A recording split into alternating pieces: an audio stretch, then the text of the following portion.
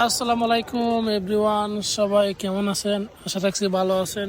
আলহামদুলিল্লাহ, আমি আপনাদের দোয়ায় সুস্থ আছি, ভালো আছি আলহামদুলিল্লাহ। চলে আসলাম কুয়েত এয়ারপোর্ট থেকে দুবাই আন্তর্জাতিক এয়ারপোর্ট।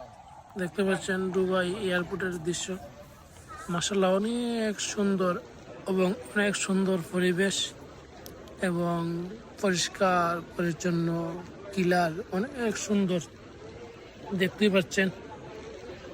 আমি আমার বন্ধু সামনে হাঁটতেছে, আমি পিছন দিকে। তবে আমরা হাইটে হাইটে যে জায়গাতে বিমান ল্যান্ড করছে এই জায়গার উদ্দেশ্যে রওনা দিছি। আর কুয়েতের এয়ারপোর্টটা আপনাদের সামনে দেখানোর জন্য ভিডিও ফুটেজটা।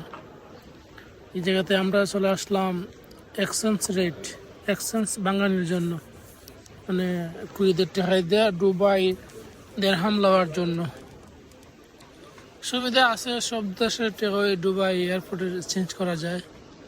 তবে ভিসা কার্ড হইলে ভালো, এটিএম থেকে যে দেশে যাইবেন সেই দেশের টাকা বার করা যায়। তবে আমার হাতে ভিসা কার্ড ছিল না, বিদায় কুয়েতের দিনার বাঙ্গাইতে হয়েছে। অবশেষে আলহামদুলিল্লাহ চলে আসলাম এক্সচেঞ্জ রেট চেঞ্জ করার জন্য। উনি মনে হচ্ছে একজন ইংলিশ নাগরিক, তবে ইংলিশ কথা বেশি বুঝে এবং আরবিও বুঝে, দক্ষ মানুষ। দেখতে পাচ্ছেন সামনে দেশের পতাকা আছে, বাংলাদেশ, ইন্ডিয়া, পাকিস্তান, নেপাল। উনি বলতেছে, ওই দেখতে পাচ্ছেন ডলার, মানে এভরিথিং ডলার এবং আরবিয়া, ইন্ডিয়ানি, বাংলাদেশি সব ধরনের টাকা এক্সচেঞ্জ বাঙ্গা নিয়ে যায়, লওয়া যায়। অবশেষে নিয়ে আসলাম, এখন সামনের দিকে যাইব। দেখতে পাচ্ছেন কোনো কিছু কেনার থাকলে কিনা নিব এয়ারপোর্ট থেকে। আবার এয়ারপোর্ট থেকে কিনলে কোনো, এটা এয়ারপোর্ট থেকে মালের রেট বেশি, তবে মালের হওয়া দেওয়া লাগে না। অবশেষে চলে আসলাম, সামনে যাইব ফুডেলের দিকে। এখানে খাবারের ব্যবস্থা আছে কিনা দেখার জন্য রওনা দিলাম। তবে এয়ারপোর্ট আমার ফার্স্ট দুবাই এয়ারপোর্ট একবারে দেখা হলো।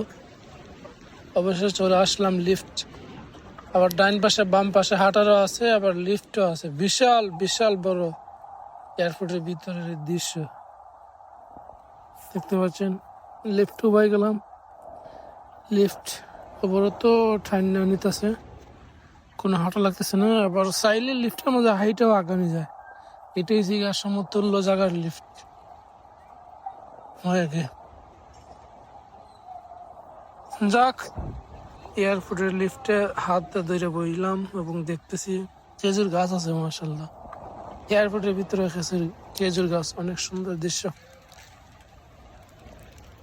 আর কিছুক্ষণ পরে আমরা আইব লিফট পারাইয়া। পরে সামনে বসার স্থান আছে, দেখতে পাচ্ছেন অনেক যাত্রী আমরা লোকে আইছে এবং অন্যান্য বিমানেরও আছে, তারা বসে আছে। আমরা এই জায়গাতে বসে আমরা বিমান কবে ল্যান্ড করবে, কবে ফ্লাইট দিবে, এই অপেক্ষাতে আছি। এখনো আসে নাই বিমান, আসবে। আমরা হাতে সময় আছে, এই জন্য তো ঘোরাফেরা করতেছি এবং দেখতেছি। আসলে কুয়েতের দৃশ্যটা অসাধারণ, অনেক সৌন্দর্য এবং দুবাই এয়ারপোর্টে অনেক সৌন্দর্য এবং দেখার মতো জায়গা।